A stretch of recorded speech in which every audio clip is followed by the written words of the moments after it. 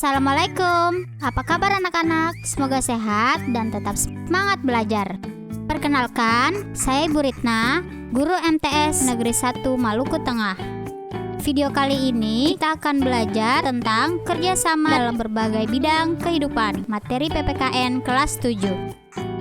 Simak baik-baik ya, agar kalian dapat memahami dan menjelaskan pengertian kerjasama, menyebutkan kerjasama dalam masyarakat, menjelaskan manfaat kerjasama dalam masyarakat, dan dapat menampilkan perilaku yang mencerminkan kerjasama dalam masyarakat.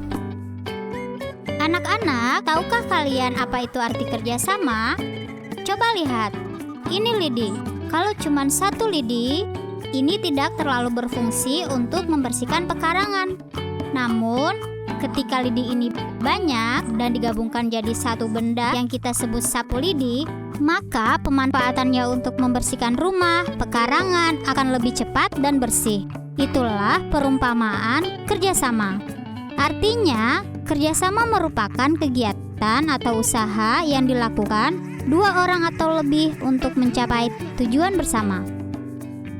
Kenapa kerjasama itu penting? Karena pada hakikatnya manusia adalah makhluk individu sekaligus makhluk sosial. Sebagai makhluk sosial, manusia selalu ingin berkumpul dengan yang lain. Aristoteles menamakan ini sebagai zoon politikon. Artinya, makhluk yang selalu ingin berkelompok dengan sesamanya. Jadi, manusia atau bangsa tidak dapat lepas dari hubungan kerjasama dengan manusia atau bangsa yang lain. Anak-anak, namun perlu kita perhatikan bahwa kerjasama sebaiknya tidak untuk melakukan kejahatan dan kerusakan, tetap menghargai keberadaan keanekaragaman suku, agama, ras, dan aliran golongan dalam masyarakat, bersifat adil dan tidak bertentangan dengan norma dan peraturan perundang-undangan yang berlaku. Anak-anak, bentuk-bentuk kerjasama dalam berbagai bidang kehidupan ada 4. Yang pertama, kerjasama dalam bidang kehidupan sosial politik. Yang kedua, kerjasama dalam bidang ekonomi. Dan kerjasama dalam keamanan dan pertahanan negara. Dan keempat, kerjasama antar umat beragama. Mari kita bahas. Kerjasama dalam bidang kehidupan sosial politik. Dalam kehidupan sosial, kita sudah terbiasa hidup dalam suasana gotong royong. Karena gotong royong identik dengan ciri khas dan budaya masyarakat Indonesia. Contoh beberapa istilah gotong royong di berbagai daerah.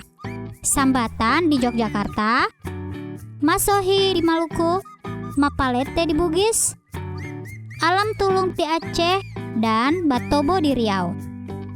Gotong royong juga tercermin dalam proses pengambilan keputusan di lembaga-lembaga negara dan organisasi kemasyarakatan dengan cara musyawarah untuk mufakat. Misalnya, pemilu. Landasan kehidupan sosial politik masyarakat Indonesia adalah sila keempat Pancasila yang berbunyi kerakyatan yang dipimpin oleh hikmat kebijaksanaan dalam permusyawaratan perwakilan.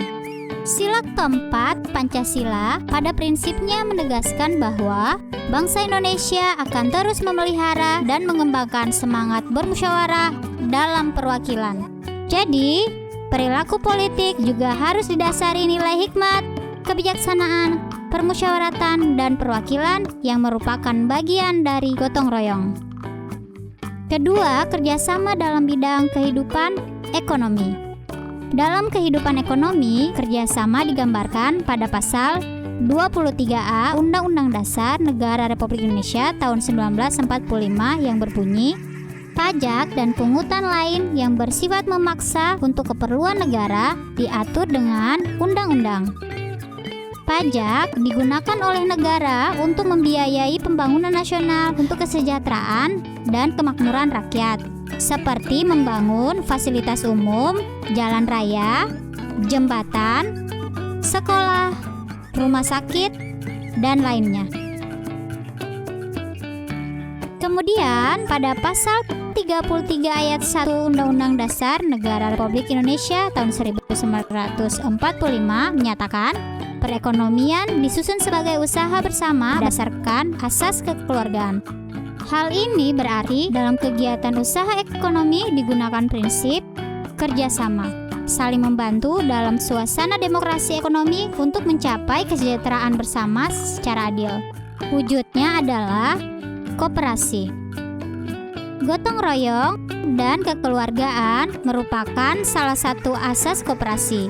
Asas kekeluargaan mencerminkan adanya kesadaran manusia untuk melaksanakan kegiatan koperasi oleh, dari, dan untuk semua anggota di bawah kepengurusan koperasi. Bentuk kerjasama dalam keamanan dan pertahanan negara. Setiap warga negara harus melakukan kerjasama untuk mewujudkan keamanan dan pertahanan negara sebagai suatu sikap dari bela negara. Bela negara adalah tekad, sikap, dan perilaku warga negara yang dijiwai oleh kecintaan kita pada Negara Kesatuan Republik Indonesia. Landasan hukumnya ada pada Undang-Undang Dasar 1945 Pasal 30 Ayat 1 yang menyebutkan bahwa tiap-tiap warga negara berhak dan wajib ikut serta dalam usaha pertahanan dan keamanan negara. Selain itu, pada Pasal 27 Ayat 3 Undang-Undang Dasar Negara Republik Indonesia tahun 1945 juga menyebutkan bahwa setiap warga negara berhak dan wajib ikut serta dalam upaya pembelaan negara. Bentuk keempat, kerjasama antar umat beragama ditandai dengan adanya sikap-sikap antara lain saling menghormati umat sesama agama dan berbeda agama, saling menghormati lembaga keagamaan yang seagama dan berbeda agama, saling menghormati hak dan kewajiban umat beragama. Dengan demikian, ketentuan pasal tersebut mengandung pengertian adanya jaminan negara atas hak kebebasan penduduk untuk memeluk agama dan beribadah menurut agama yang dianutnya. Landasan hukumnya jelas pada pasal 29 ayat 2 Undang-Undang Dasar Negara Republik Indonesia tahun 1945 yang berbunyi, negara menjamin kemerdekaan tiap-tiap penduduk untuk memeluk agamanya masing-masing dan beribadat menurut agama dan kepercayaannya. Ketentuan pasal tersebut mengandung pengertian adanya jaminan negara atas hak kebebasan penduduk untuk memeluk agama dan beribadah menurut agama yang dianutnya. Anak-anak, dalam mengembangkan sikap kerjasama di berbagai bidang kehidupan masyarakat, setiap warga negara harus menghindari sikap tidak terpuji seperti sikap fanatik, yaitu sikap yang merasa diri sendiri paling benar. Sikap individualis, yaitu sikap yang lebih mendahulukan kepentingan sendiri. Sikap eksklusivisme, yaitu sikap yang selalu memisahkan diri dari kehidupan sosial di masyarakat karena adanya jurang pemisah akibat perbedaan suku, bangsa, adat istiadat, agama, dan bahasa daerah. Sikap primordialisme, yaitu perasaan kesukuan yang berlebihan. Anak-anak, lalu bagaimana cara mewujudkan kerjasama dalam berbagai bidang kehidupan? Pertama, kerjasama dalam kehidupan sekolah. Di sekolah, kerjasama dilaksanakan didasarkan rasa saling membantu, saling menyayangi, mulai kepala sekolah, wakil kepala sekolah dengan dewan guru, staf komite sekolah, dan tentu saja peserta didik saling membantu dan saling menyayangi. Terkait dengan cara menumbuhkan semangat kerjasama di lingkungan sekolah, dapat dilaksanakan dengan cara sebagai berikut.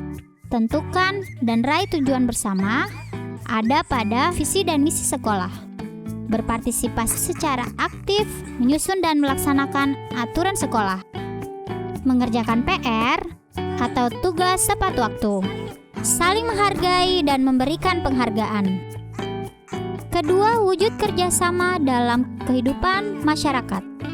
Di antaranya, ikut serta dalam kegiatan masyarakat, misalnya dalam kegiatan kerja bakti, perayaan hari besar nasional atau keagamaan. Saling membantu jika ada yang terkena musibah. Ketiga, cara wujud kerjasama dalam kehidupan berbangsa dan bernegara. Misalnya, warga negara bekerja sama dengan pemerintah dalam pembangunan nasional dengan membayar pajak, menyelenggarakan peringatan hari besar keagamaan dan hari besar nasional yang diatur oleh pemerintah, berperan aktif dalam mendukung pelaksanaan program-program dari pemerintah. Seperti sekarang, kita tahu dunia sedang mengalami pandemi virus corona 19, termasuk negara kita. Jadi, kita harus bekerja sama dengan pemerintah untuk memutus mata rantai penyebaran virus corona dengan cara tetap di rumah, belajar dari rumah, bekerja dari rumah. Bagi kalian yang punya harta lebih, silakan disumbangkan kepada mereka yang membutuhkan.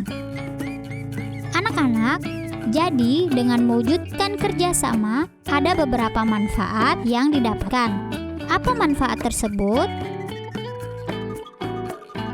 Yang pertama, cita-cita, target, tujuan yang diinginkan akan lebih cepat tercapai. Menumbuhkan sebuah semangat persatuan, pekerjaan bisa lebih cepat selesai, pekerjaan menjadi lebih ringan, menumbuhkan rasa saling menghargai dan persaudaraan. Anak-anak, sekian yang dapat Ibu jelaskan materi tentang kerjasama dalam berbagai bidang kehidupan. Semoga kalian dapat memahami dan melaksanakannya dalam kehidupan sehari-hari. Terima kasih. Wassalamualaikum warahmatullahi wabarakatuh.